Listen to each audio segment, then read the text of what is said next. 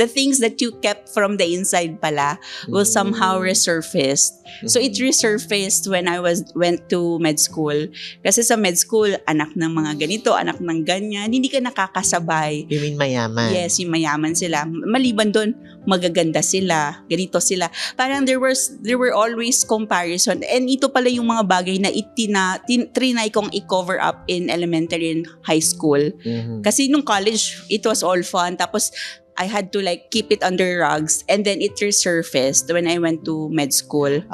People were vocal about the comparison, or it was just hard for you not to see that? They were vocal because they were bullies.